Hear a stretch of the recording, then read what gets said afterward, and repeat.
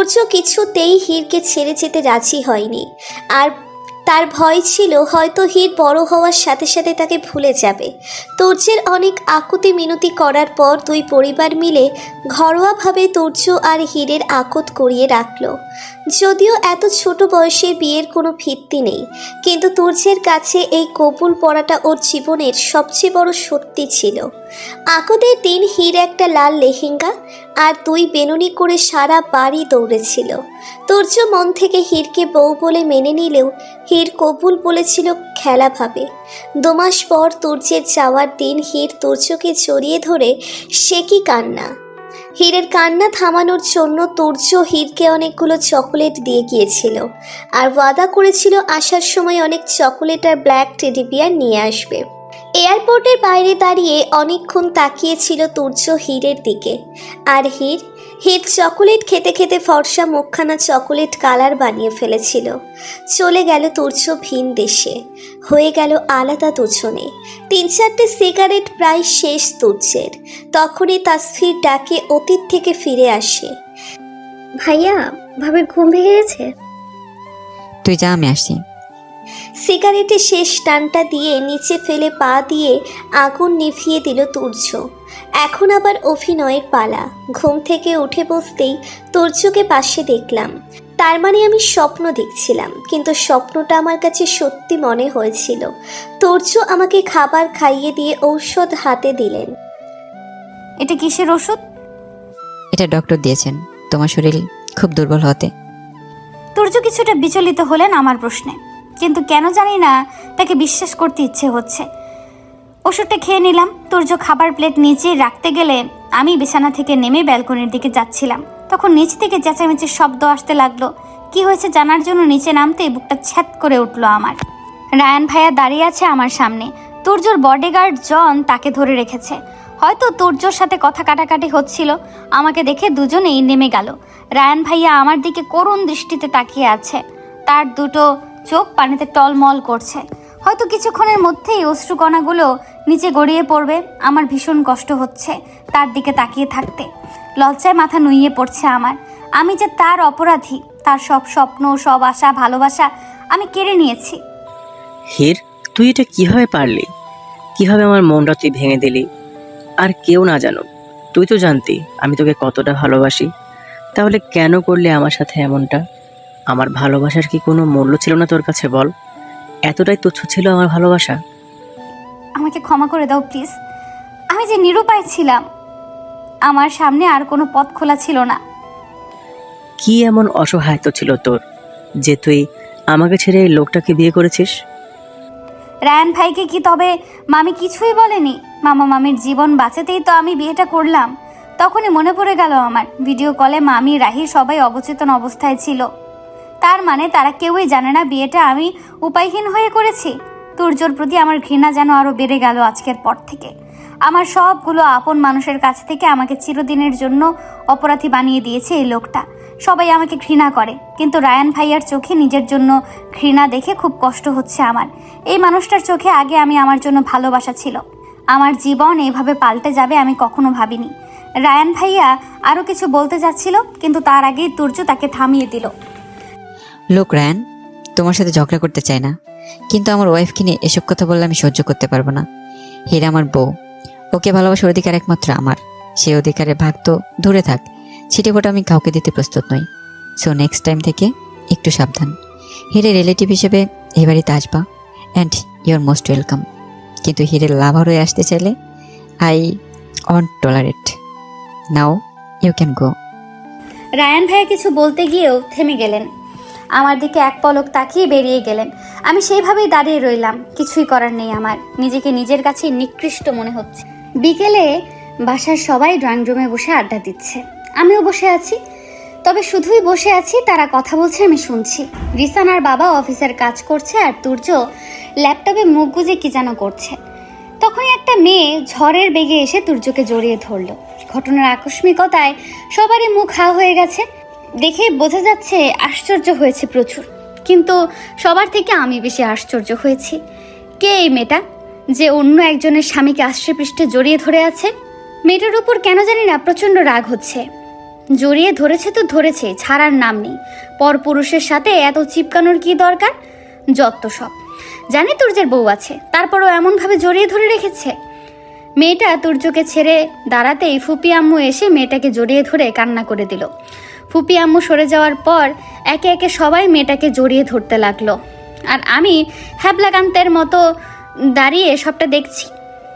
তবে দেখে মনে হচ্ছে মেয়েটা এদের রিলেটিভ হবে।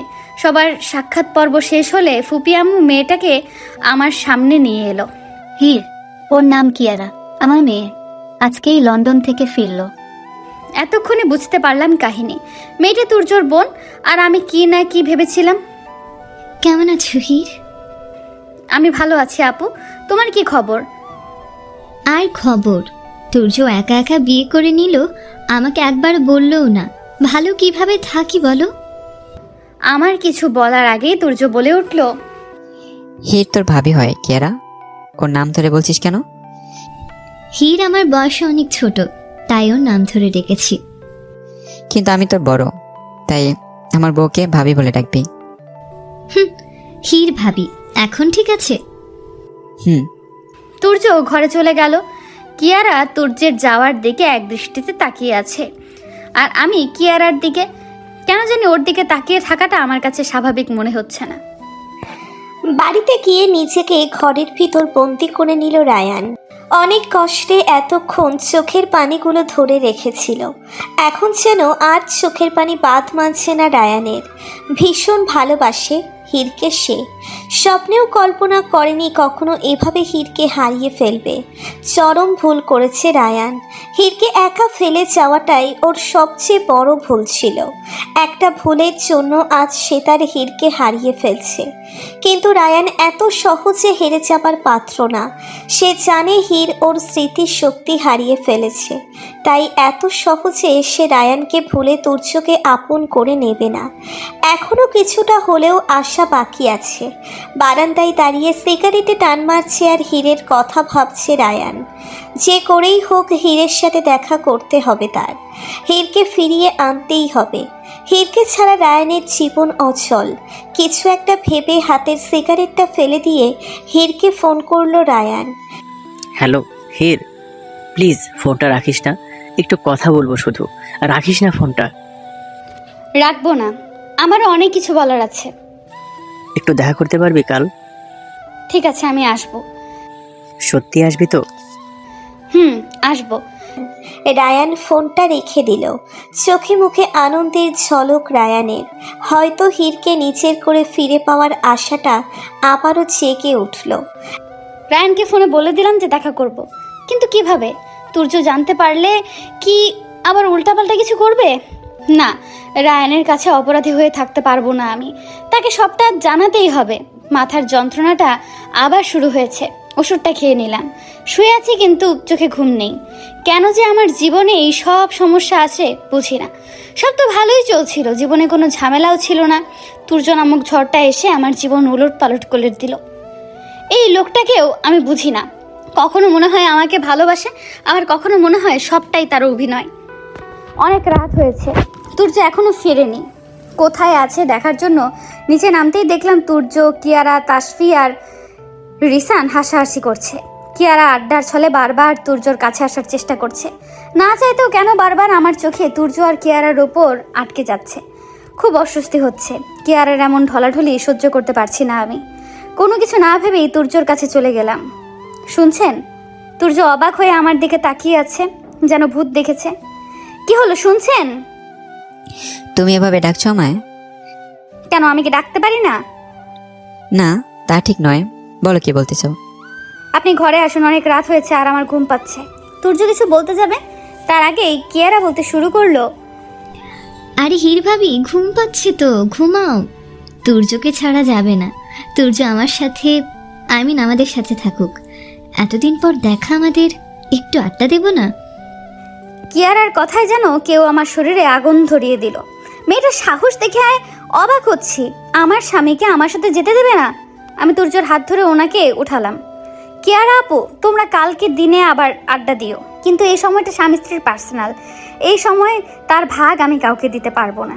তুর্য এখনো আমার দিকে হা করে তাকিয়ে আছে। হয়তো এমন কথা আমার মুখে এসে আশা করেনি। তুর্যকে উদ্দেশ্য করে বললাম, চলুন ঘরে। চলেন মহারানী। মহারানী, কেমন যেন পরিচিত লাগছে শব্দটা। অত কিছু না ভেবে ঘরে চলে এলাম। তুর্য ফ্রেশ হতে গেছে, আর আমি ভাবছি আমি এসব কি বললাম নিচে। তুর্যর সাথে কিয়ারাকে দেখে এত হিংসা কেন হলো আমার? যেসব কথা নিচে বললে এলাম ওগুলোই বা কেন? আমার কথার আবার অন্য কোনো অর্থ বের করবেন না তো তুর্য? ব্যালকনিতে দাঁড়িয়ে নিজেই কথাগুলো ভাবছিলাম, তখনই হঠাৎ করে কেউ পেছন থেকে জড়িয়ে ধরলো। আচমকা এমনটা হওয়াতে আমার চোখ দুটো বড় বড় হয়ে গেছে।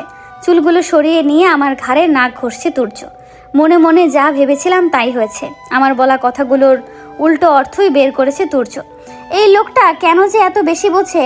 তুর্যর হাত দুটো আমার কোমরে বিচরণ করছে, কেমন যেন ঘোরের মতো লাগছে সব। আমাকে নিজের দিকে ঘুরিয়ে দিয়ে আমার মুখটা তার দুহাত আগলে নিয়ে নিলেন তুর্য। নেশা লাগানো চোখে তাকিয়ে আছে আমার দিকে।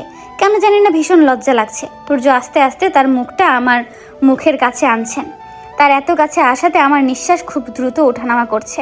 তুর্য তার ঠোঁট দুটো এগিয়ে আনছিল, তখনই কি মনে করে আমি তাকে থামিয়ে দিলাম। তুর্য ব্রু কুচকে আমার দিকে তাকিয়ে আছে, হয়তো বোঝার চেষ্টা করছে আমি মানা করলাম কেন। তার এভাবে তাকিয়ে থাকায় আমার অস্বস্তি হচ্ছিল একটু। ওভাবে কি দেখছেন? থামিয়ে দিলে যে? আমি না বলেছি নিজে থেকে আপনার কাছে আসবো না? তাহলে নিচে থেকে ডেকে আনলে কেন? পার্সোনাল সময় কাটাবে বলে? ওই কিয়ারা শাকচুন্নির থেকে সরিয়ে আনতে। কিভাবে ঢলাঢলি করছিল দেখেছেন? কি? আরে দেখেননি কিভাবে আপনার সাথে বারবার গা ঘষাঘষি করছিল? একজন বিবাহিত পুরুষের সাথে কেউ এমন চিপকে থাকে, তাও আবার তার বউয়ের সামনে। এই জন্যই নিয়ে এসেছি আপনাকে। কেমন যেন পোড়া পোড়া গন্ধ পাচ্ছি। Are you jealous? আমি আর জেলাস? মোটেও না। ও আচ্ছা, তাহলে আমি যাচ্ছি। কোথায় যাচ্ছেন? কিয়ারার কাছে। কিয়ারার কাছে মানে কি? তুমি তো কিস করতে দিলে না, কিন্তু কিয়ারার কাছে গেলে সবই দেবে। সব দেবে মানে? সব মানে বোঝো না? সব মানে সব। ছোট বাচ্চা নই আমি, সব মানে বুঝি। কিয়ারা আপনাকে সব কেন দেবে? কিয়ারা ছোট থেকে আমাকে পছন্দ করে, তাই একবার আমি ওর কাছে গেলে সব দিয়ে দেবে। আপনি ওর কাছে কেন যাবেন? আপনি যাবেন না। এখন ঘরে না পেলে বাইরে তো যেতেই হবে। কি আর করার বলো? না, আপনি যাবেন না। কেন বলো তো? আচ্ছা, রুমটা লক করে রাখো, আমি যাচ্ছি। তুর্যকে আর কিছু